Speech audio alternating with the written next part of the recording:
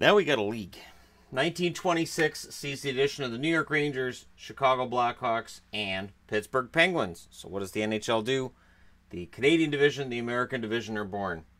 You'll notice that it's all young teams on this side, and the older teams are on this side, and the NHL kind of tends to get lazy that way, because the New York Americans are in the Canadian division.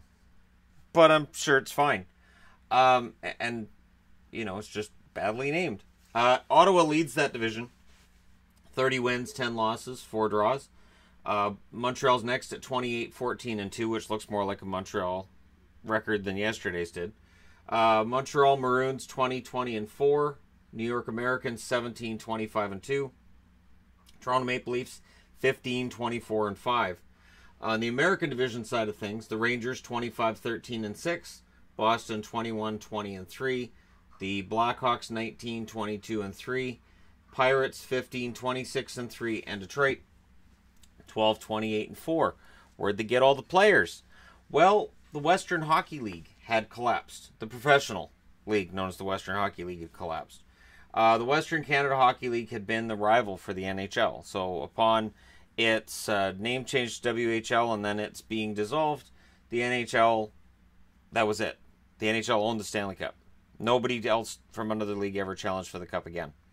And the Rangers picked up some of the star players from the Western League. Bill and Bun Cook and Frank Boucher were part of that first Rangers team, which is part of the reason that they were where they were.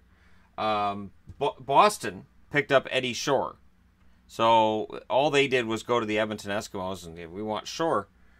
And that was a huge name for the Bruins for a while. And when they win a Stanley Cup, we'll get back to him. The Chicago Blackhawks were made up of members of the Portland Rosebuds, and the Detroit Red Wings were made up of members of the Victoria Cougars. So it had to be fun for these guys getting thrown into the NHL and getting moved east. Remember, they're not making a ton of money. At this point, these guys are basically, this is playing for the love of the game. Far more than the players do now. This is before the multi-million-dollar anything.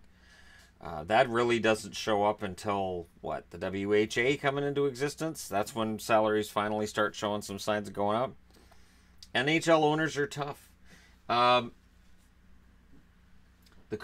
big thing with the Rangers, too, is that Conn Smythe gets ousted pretty early on with that expansion team in favor of Lester Patrick, who was a big name with the Western Hockey League. And, of course, Lester Patrick, well known to Ranger fans who, you know their history and whatnot. And really helped the Rangers become the best team in their division, even though that was their first year. But first year, and the Pittsburgh Pirates were the leftover Hamilton Cougars, or Tigers. Hamilton Tigers. The top 3 in each division make the playoffs. The quarterfinals, Montreal versus Montreal. So the Maroons versus the Canadiens. It's a 1-1 draw in the first game. Montreal Canadiens win the second one 2-1. It is a total goals series, so the Montreal Canadiens win 2-1. Then Boston and Chicago on this side of things. Boston beat Chicago 6-1 in Game 1, which is played in New York for some reason. And Game 2 is a 4-4 tie in Boston. Boston wins the series 10-5, or by a score of 10-5.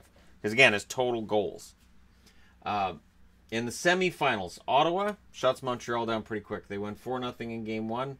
Game 2 ends in a 1-1 tie.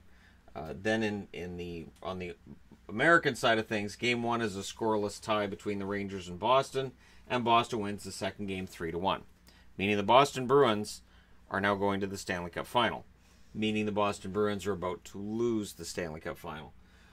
In the finals, it's a scoreless tie in the first game. 1 period overtime solved nothing.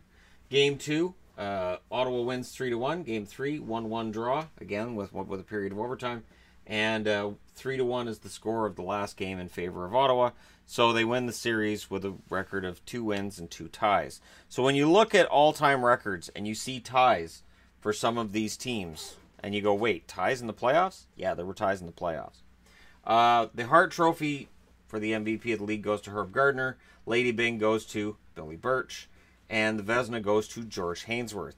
This is when the Vezina Trophy is initially awarded after the tragic passing of George Vezina, the goaltender of the Montreal Canadiens. Hainsworth played for Montreal as well. Leading the league in goals, Bill Cook with 33, so that definitely helps the Rangers up there. Dick Irvin leads the league in assists with 18. Shutouts.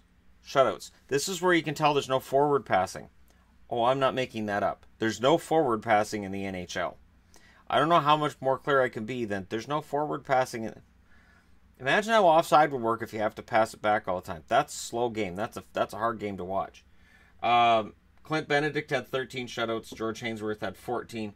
Lawrence Chabot had 10. And Alex Connell had 13. So between the three of them, that's 50 between the four of them, that's 50 shutouts. 50 shutouts between four guys. It's a lot. And it's an example of how scoring was starting to become hard to come by. Definitely hard to come by. This is a 44-game schedule. 33 goals is the leading goal scorer. So it's already showing that compared to those huge heady goals totals that we were seeing early on in the league's existence, they're really coming down. So defense is working, and the NHL will get on board and actually institute forward passing soon, and you'll see a huge difference in league leaders when that happens. But there you go. That's the 1926-27 season, and this is starting to look like the NHL we kind of know and love. You got 1, 2, 3, 4, 5. All original 6 teams are now on the board.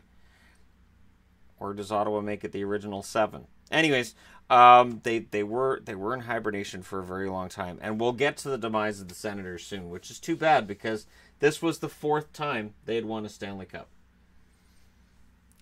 And they won their 4th Stanley Cup in that same decade. So definitely a dynasty. The Ottawa Senators were a fearsome bunch. And really, whether it was goal scoring or defense or goaltending, they had everything. So there you go. Your 1926-27 NHL season. Let me know your thoughts in the comment section below. Thank you guys so much for watching. We'll talk to you again soon.